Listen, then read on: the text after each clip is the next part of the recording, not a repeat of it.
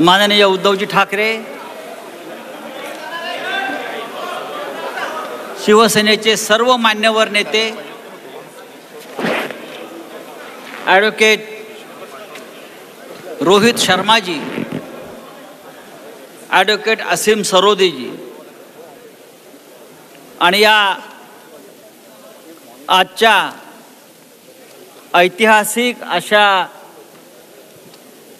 जनता न्यायालयाच्या कामकाजात सहभागी होण्यासाठी उपस्थित असलेले देशभरातील सर्व पत्रकार बंधू भगिनी, शिवसैनिक, शिवसेनेचे पदाधिकारी, थोडा उशीर झालेला आहे कामकाजाला. आज या भव्य सभागृहामध्ये एका अभिनव अशा जनता न्यायालयाची सुरुवात होते आहे. आजचा दिवस हा इतिहासात नोंदला जाईल, कारण ज्या प्रकारचं वातावरण आज महाराष्ट्रात आणि देशात आहे, खास करून शिवसेनेच्या बाबतीत दिलेल्या निकालानंतर, त्या संदर्भात या जनता न्यायालयाचं आयोजन केलं असून आज न्यायमूर्तीच्या भूमिकेमध्ये महाराष्ट्राची जनता आहे. आपण सगळे आहात. शिवसेनेच्या बाबतीत एक निकाल, विधानसभेचे अध्यक्ष, त्या अध्यक्षांना लवाद म्हणा असं मला आदित्यजी नेहमी सांगतात की लवाद म्हणा, ट्रायब्युनल.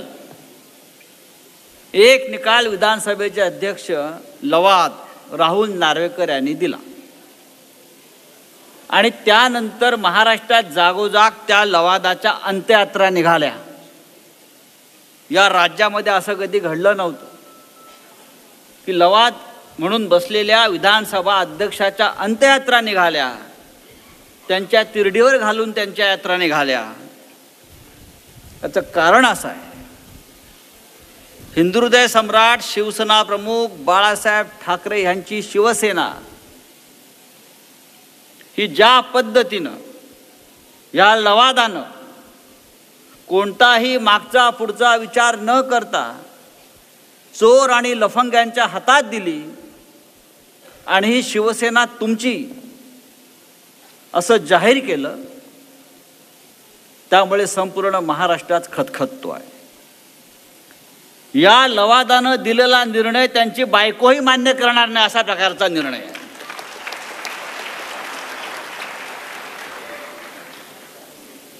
या राज्याचे मिंधे मुख्यमंत्री दाढीला पीळ देत नेहमी सांगत असतात, कर नाही त्याला डर कशाला.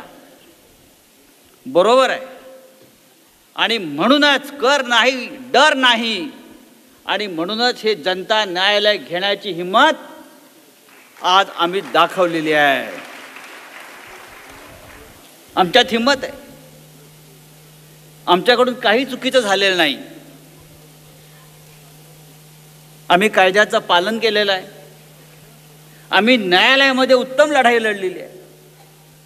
आम्ही न्यायालयानं नेमून दिलेल्या लवादासमोर आमच्या वकिलांनी आणि आमच्या शिवसेनेच्या नेत्यांनी उत्तम लढा दिलेला आहे.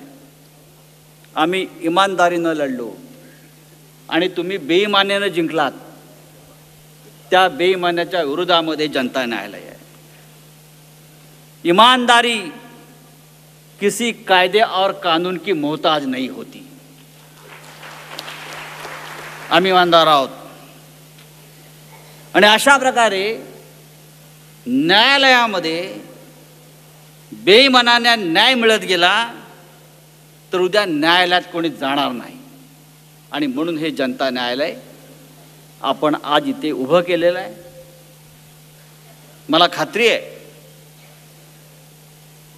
या न्यायालयात जो निर्णय जनता देईल तोच निर्णय आणि तोच निकाल 4 महिन्यानंतर होणाऱ्या लोकसभा आणि विधानसभा निवडणुकीमध्ये मिळाल्याशिवाय राहणार नाही. आजचा कार्यक्रम जो आहे, आजचं जे न्यायालयाचं स्वरूप आहे, अत्यंत सुटसुटीत आहे. मी फार वेळ घेणार नाही. नक्की या खटल्याचं स्वरूप काय होतं आणि शिवसेनेनं कशा प्रकारे हा खटला उभा केला, लढला, सत्य कसं आमच्या बाजूने असताना सुद्धा सत्याचा खून झाला, सत्याची हत्या झाली, आणि या प्रत्येक न्यायालयीन लढ्याच्या प्रत्येक पायरीवर ॲडव्होकेट असीम सरोदे हे या संपूर्ण लढ्यात आपल्याबरोबर सहभागी होते. सुरुवातीला ॲडव्होकेट असीम सरोदे या खटल्या संदर्भात माहिती देतील आणि त्यानंतर हा जो लवाद आहे त्या लवादाला त्यावेळेला कदाचित मोतीबिंदू झाला असेल, त्याला काही पुरावे दिसले नाहीत किंवा त्याच्या डोळ्यात बाळासाहेबांच्या भाषेत वडच वाढला असेल किंवा त्यांना ऐकू येत नसेल, म्हणून त्यांना काही पुरावे समजले नसतील. आपण कोणते पुरावे न्यायालयासमोर आणि त्या लवादासमोर हजर केले ते त्याचं संपूर्ण प्रेझेंटेशन हे नंतर ॲडव्होकेट अनिल परब आपल्याला सादर करतील. मी ॲडव्होकेट असीम सरोदे यांना विनंती करतो की कृपया आपण आपली भूमिका स्पष्ट करावी.